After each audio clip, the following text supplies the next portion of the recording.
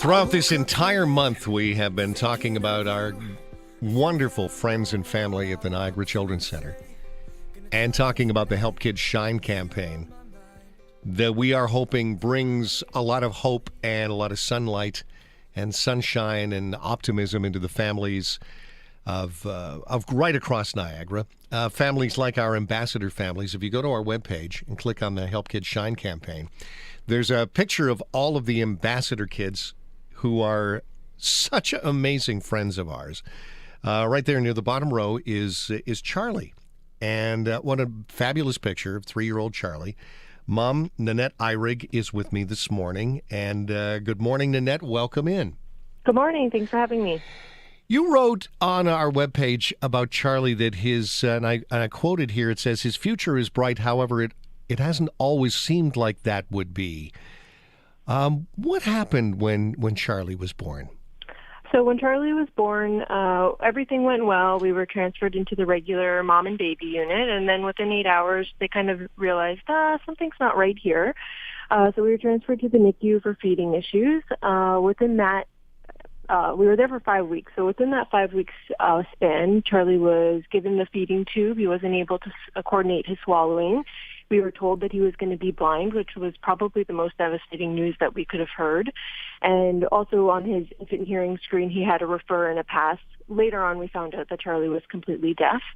And so it was kind of a whirlwind of things that happened. So when you're told that your child's going to be blind, we just didn't know what to expect, and we kind of lost a lot of hope. So at the beginning, it was kind of a downer, and then as he's grown, we've kind of realized, wow, this kid has a lot of potential and is thriving and is going to defeat all odds. Wow. I mean, that sends shivers down my spine. You're finding out that you thought he was going to be blind, and then you thought he was going to be completely deaf. I mean, that, as you say, devastating doesn't cover that. What have you found since? How has Charlie come along? So actually, just recently we had an appointment with a great optometrist in Waterloo who specializes in functional eye exams for kids with disabilities. His name is Dr. Wiggins. And so he actually told us finally that, Charlie's not actually legally blind. His vision is about 130/20, which is wonderful.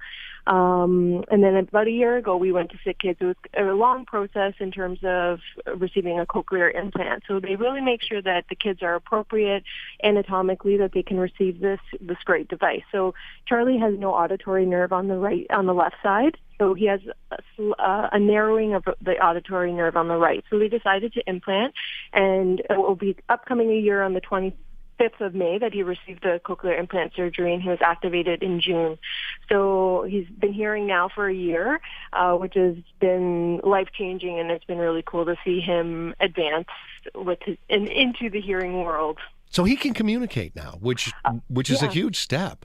Yeah, it's huge. So he isn't really verbally talking, but certainly we use sign language, and the center had implemented these pictures through speech, and so when we're feeding him, there's a picture of a syringe, and we show that to him every time before he feeds, so that eventually he'll know, oh, this picture means that I'm about to feed. So if he's hungry, then maybe eventually the goal would be for him to point to it. So given the cochlear implant, he advanced from a severe to profound hearing loss to now a mild to moderate. So whether or not he's ever going to be able to verbally speak, we're not sure, but certainly he's gained an awareness and an understanding of his environment, which is wonderful. We never really expected that he would gain that much hearing. Yeah.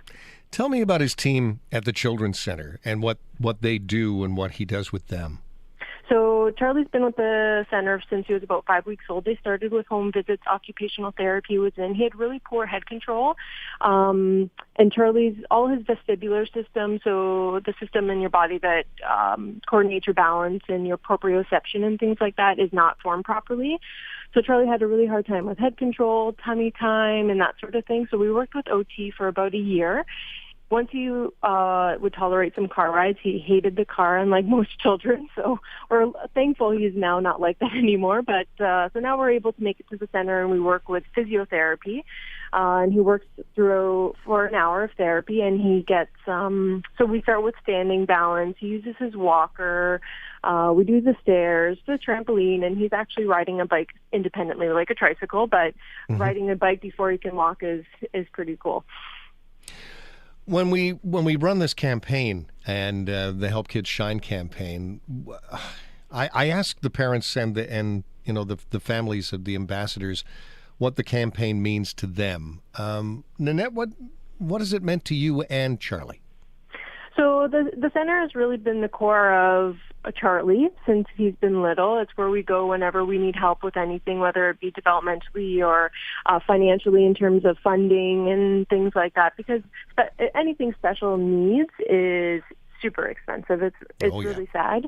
But so the center has been the place where we go if we need any advice or, you know what, we're having trouble with this. Like Dr. Wiggins was the center kind of told us about him. So they are a great outlet for anything special needs, for any issues, because they've seen tons and tons of kids that have gone through the center. So for us, really, the center is a second home. It's a place where we go to grow, and it's just the people there are fabulous. It's when you have a child who has a lot of medical concerns, you find that you learn quickly that not everyone gets it.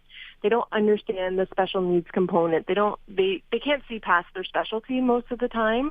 And I mean, that's not the case all the time, but at the center, they understand the whole picture. They get the multiple needs of the children and of the families as well. So it's really our second home, our second family, and we couldn't ask for better people there to support us.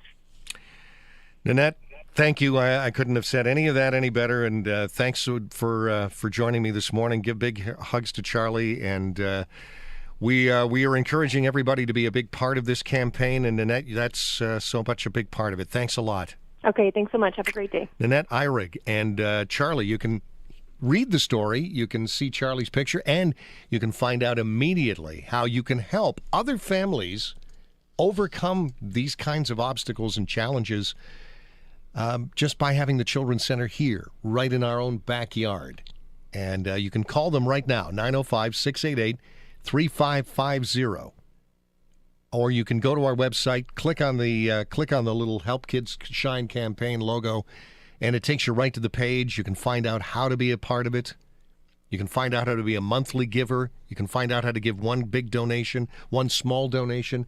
It all goes to the children, to people like Nanette and Charlie.